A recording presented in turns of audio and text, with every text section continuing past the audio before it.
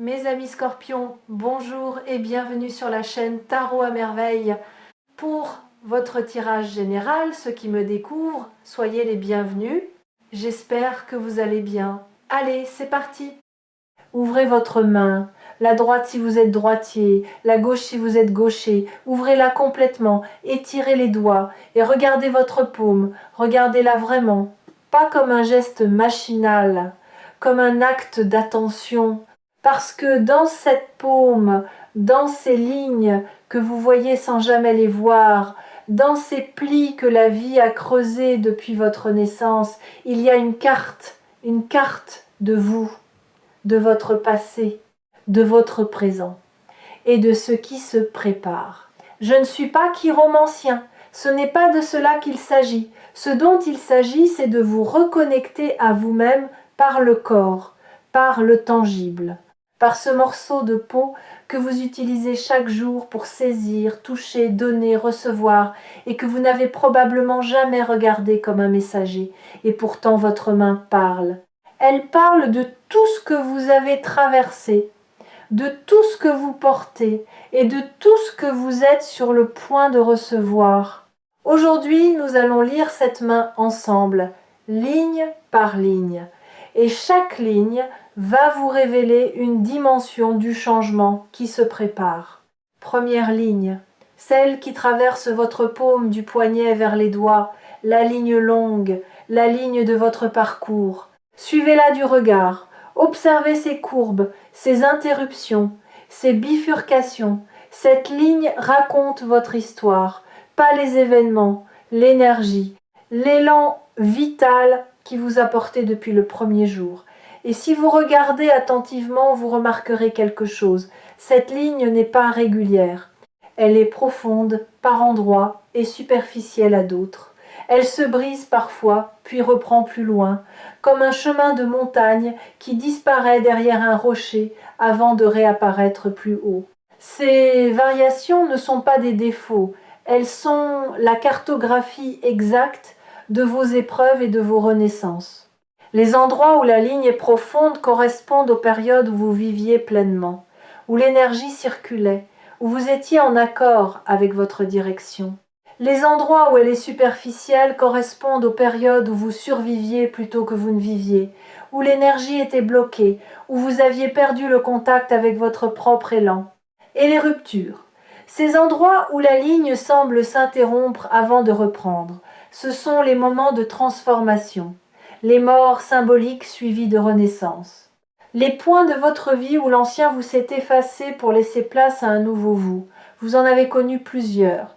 Et chaque fois, le vous qui renaissait après la rupture était plus profond que celui qui avait disparu, plus sage, plus ancré, plus proche de sa propre vérité. Comptez-les, ces renaissances, prenez un moment et comptez-les mentalement. La première fois où vous avez perdu quelque chose d'essentiel et où vous avez cru que c'était la fin, avant de découvrir que c'était un commencement. La deuxième fois, la troisième. Chacune vous semblait unique dans sa douleur, chacune vous semblait insurmontable dans l'instant, et chacune, vue d'ici, avec le recul, était nécessaire. Pas souhaitable, nécessaire. Parce que la version de vous qui existait avant chaque rupture n'avait pas la capacité de porter ce qui allait venir après. Elle devait être dissoute pour qu'une version plus vaste puisse émerger. Vous êtes le produit de toutes ces dissolutions. Vous êtes l'accumulation de chaque version de vous qui a été détruite puis reconstruite. Et chaque reconstruction a ajouté une couche de profondeur à votre ligne de vie. Vous n'êtes pas quelqu'un qui a survécu à ces épreuves. Vous êtes quelqu'un qui a été forgé par elles. La différence est fondamentale. Le survivant porte ses cicatrices comme des blessures. Le forgé porte ses cicatrices comme des décorations. Et vous commencez enfin à voir vos cicatrices pour ce qu'elles sont. Non pas des preuves de ce que la vie vous a pris, des preuves de ce que la vie vous a donné. Ce que cette ligne montre en ce moment est remarquable. Elle s'approfondit. Après une période de superficialité, après des mois ou des années où l'énergie semblait couler au compte-gouttes, la ligne s'enfonce à nouveau dans la paume. elle reprend de la profondeur, ce qui signifie que vous êtes en train de quitter la zone de survie pour réentrer dans la zone de vie, de vraie vie, de vie pleine, de vie vécue avec les deux mains et le cœur ouvert. Et cette transition, ce passage du superficiel au profond, est le premier signe du grand changement. Quelque chose de grand ne peut arriver qu'à quelqu'un dont la ligne est profonde, parce que la profondeur est la capacité. Plus vous êtes profond, plus vous pouvez contenir. Et ce qui arrive a besoin d'espace. Il a besoin d'un réceptacle à la mesure de son ampleur. Et vous êtes en train de devenir ce réceptacle. Deuxième ligne, celle qui courbe sous vos doigts, la ligne de ce que vous ressentez. Cette ligne est la plus variable de toutes. Elle change selon les périodes, elle s'approfondit quand vous aimez, elle se creuse quand vous souffrez, elle s'atténue quand vous vous engourdissez. Et en ce moment, elle fait quelque chose d'intéressant. Elle se ramifie. De petites lignes secondaires partent de la ligne principale, comme des affluents qui rejoignent un fleuve. Ces ramifications sont le signe que votre capacité émotionnelle s'élargit, que votre cœur développe de nouveaux canaux, que des émotions auxquelles vous n'aviez plus accès depuis longtemps recommencent à circuler. Vous avez être remarqué que vous pleurez plus facilement ces derniers temps. Pas de tristesse, de débordement. Les films vous touchent davantage, les musiques vous traversent avec une intensité nouvelle. Les gestes de gentillesse des inconnus vous émeuvent de manière disproportionnée. Ce n'est pas de la faiblesse, c'est le dégel. Votre système émotionnel qui s'était partiellement gelé pour vous protéger pendant les périodes difficiles est en train de fondre et la fonte libère tout ce qui avait été retenu, la joie qui n'avait pas été vécue, la gratitude qui n'avait pas été exprimée, la tendresse qui n'avait pas été donnée. Tout cela remonte à la surface en même temps. Et c'est pourquoi les émotions semblent parfois vous submerger sans raison identifiable. Ce dégel émotionnel est directement lié au grand changement qui se prépare. Parce que recevoir quelque chose de grand exige une capacité émotionnelle que la glace ne permet pas. On ne reçoit pas un cadeau immense avec des mains gelées. On le laisse tomber, on ne le sent pas, on ne mesure pas sa chaleur. Votre dégel est la préparation de vos mains intérieures à recevoir ce qui vient. Et quand ce qui vient arrivera, vous le sentirez pleinement, pas à travers un filtre, pas à travers une vitre, directement, peau contre peau, cœur contre cœur. Et ce dégel a un effet secondaire que vous n'avez peut-être pas remarqué. Il change votre manière de regarder les gens. Pas seulement les gens proches, tout le monde. Le caissier qui vous rend la monnaie, la personne âgée dans le bus, l'enfant qui court dans le parc. Vous les voyez différemment, avec plus de douceur, avec plus de présence. Comme si votre regard s'était nettoyé d'un voile que vous ne soupçonniez pas. Et ce changement de regard, aussi discret soit-il, est un indicateur puissant de votre transformation. Parce que la manière dont on regarde le monde reflète exactement la manière dont on se regarde soi-même. Et si votre regard sur les autres est devenu plus tendre, c'est que votre regard sur vous-même commence à le devenir aussi, même si vous ne le faites pas encore consciemment. Même si votre dialogue intérieur est encore sévère par habitude, le dégel travaille en profondeur, sous les couches de critique et de jugement, et un jour prochain, il atteindra la surface. Et ce jour-là, vous vous regarderez dans le miroir et vous verrez non pas vos défauts, mais votre parcours, non pas vos manques, mais vos preuves, non pas ce que vous n'êtes pas, mais ce que vous avez survécu pour devenir. Troisième ligne, celle qui traverse horizontalement le haut de votre paume, la ligne de vos pensées. Cette ligne est celle de votre mental, de votre manière de comprendre le monde, de trier l'information, de prendre des décisions. Et cette ligne, en ce moment, est en pleine mutation. Non pas parce que vous devenez plus intelligent, parce que vous devenez plus intuitif. La ligne du mental pur, celle de la logique froide et du calcul rationnel, est en train d'être rejointe par une autre ligne. Une ligne parallèle, plus fine, plus discrète. mais de plus en plus visible. C'est la ligne de l'intuition, de ce savoir qui n'a pas besoin de preuves, de cette connaissance qui arrive entière, sans les étapes du raisonnement, comme un fruit qui tombe mûr de l'arbre, sans qu'on ait besoin de l'analyser pour savoir qu'il est prêt.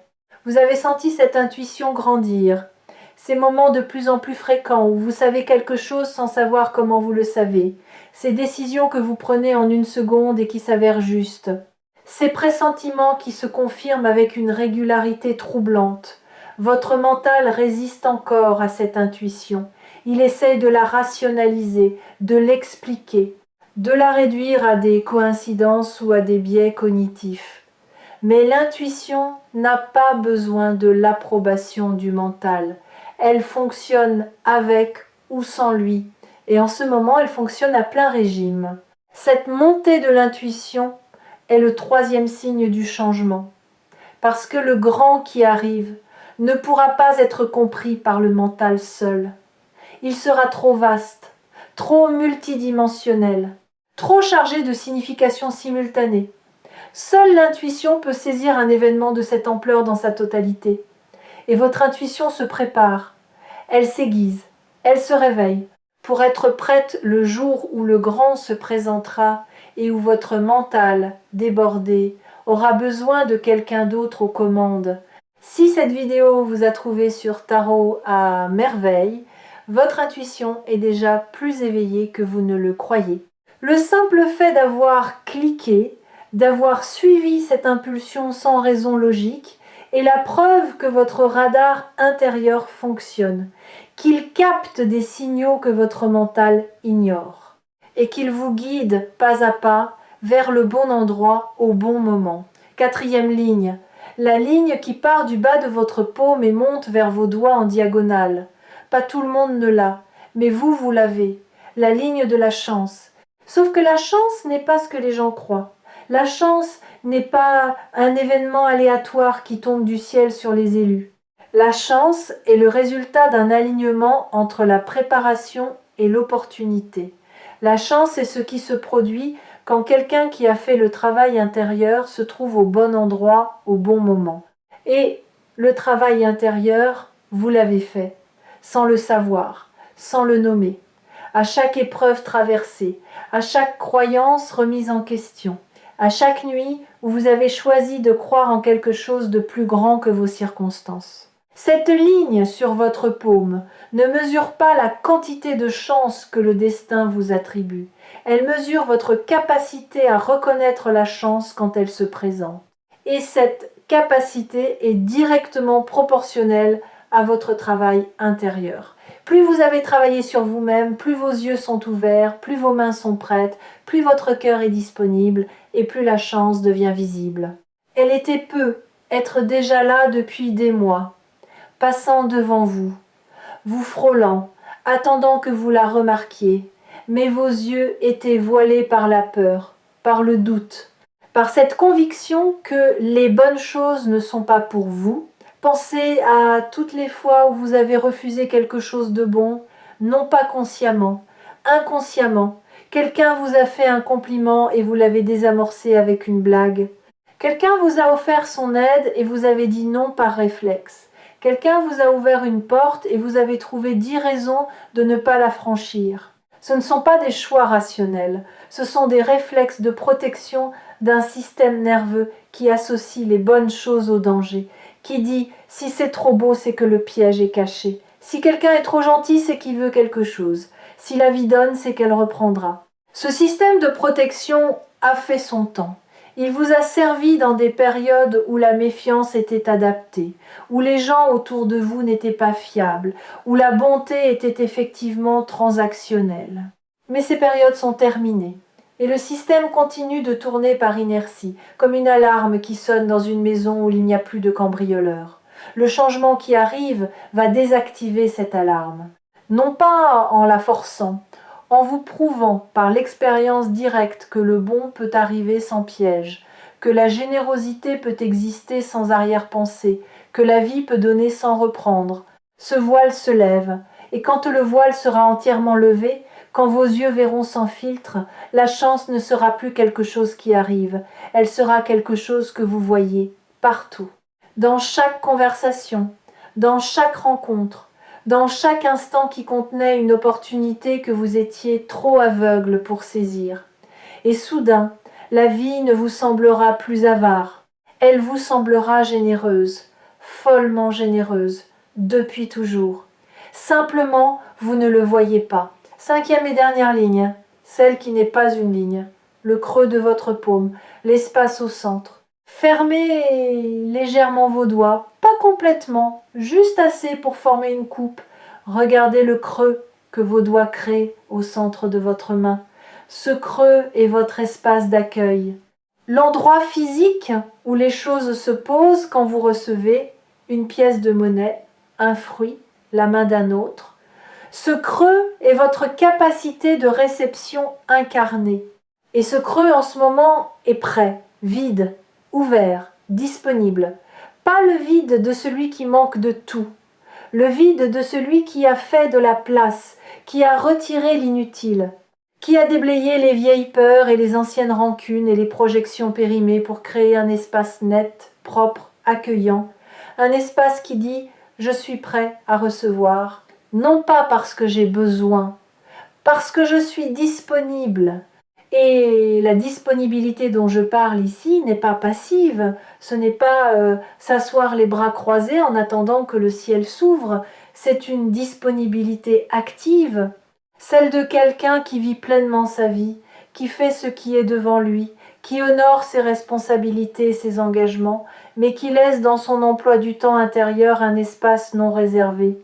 Un espace pour l'imprévu, pour le miraculeux, pour ce qui ne figure sur aucun agenda mais qui pourrait, si les conditions sont réunies, transformer une journée ordinaire en un point de basculement.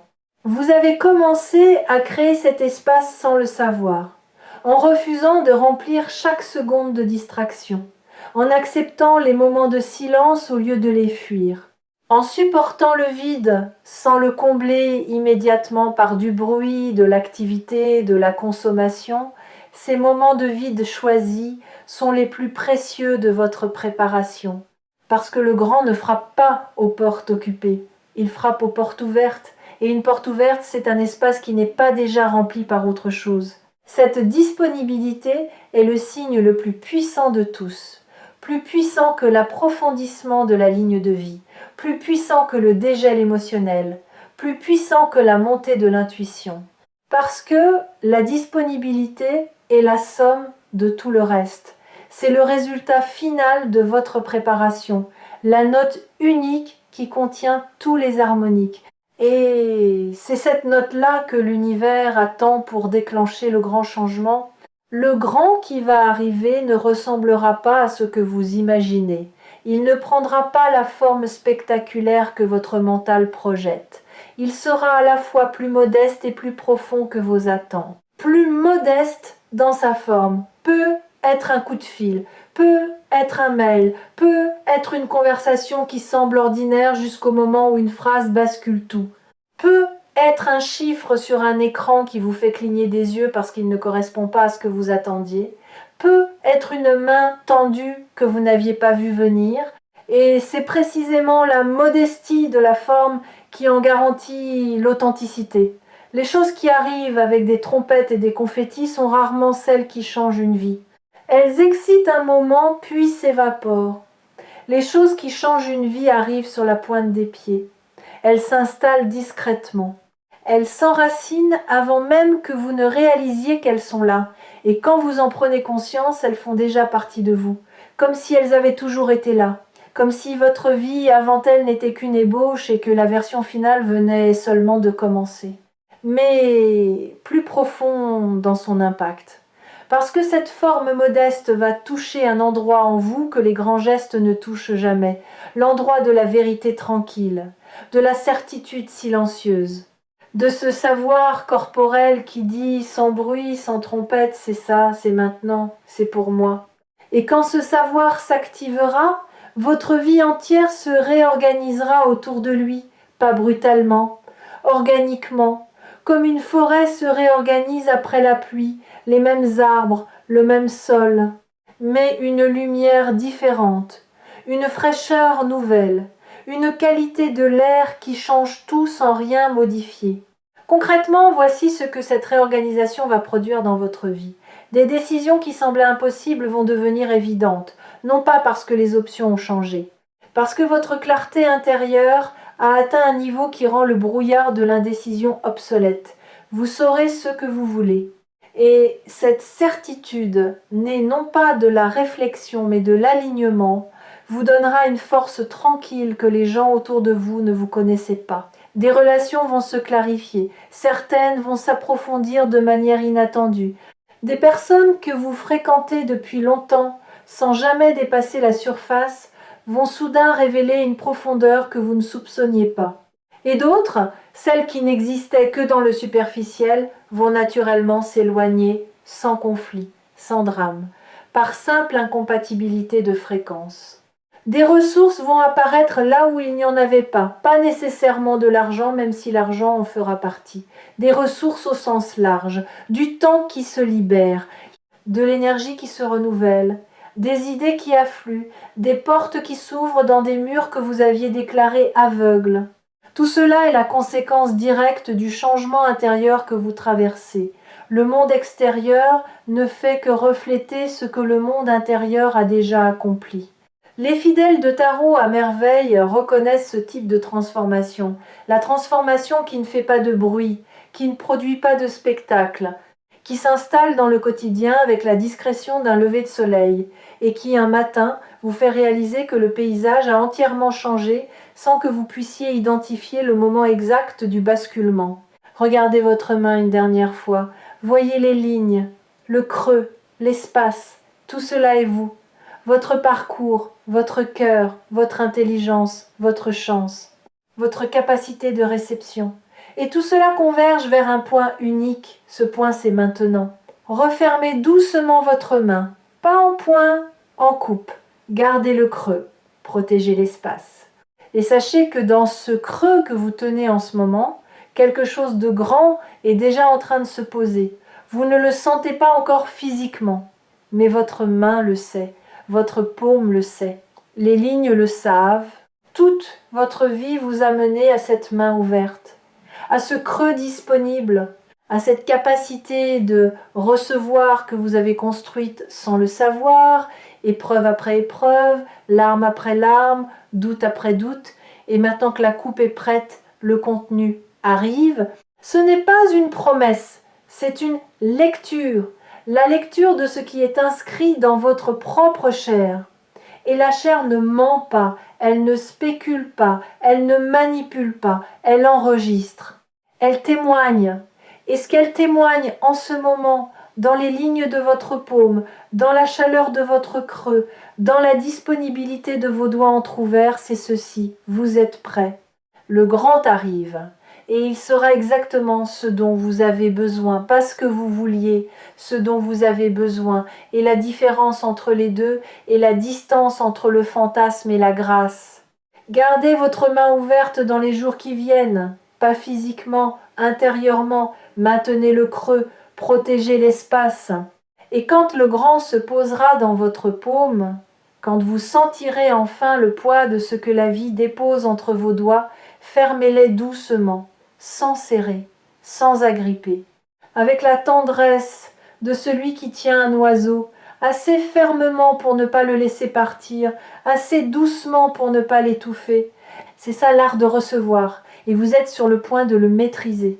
Et si vous avez besoin de retrouver cette sensation, cette certitude calme que quelque chose de grand arrive, revenez sur Tarot à merveille. Ouvrez votre main, regardez vos lignes.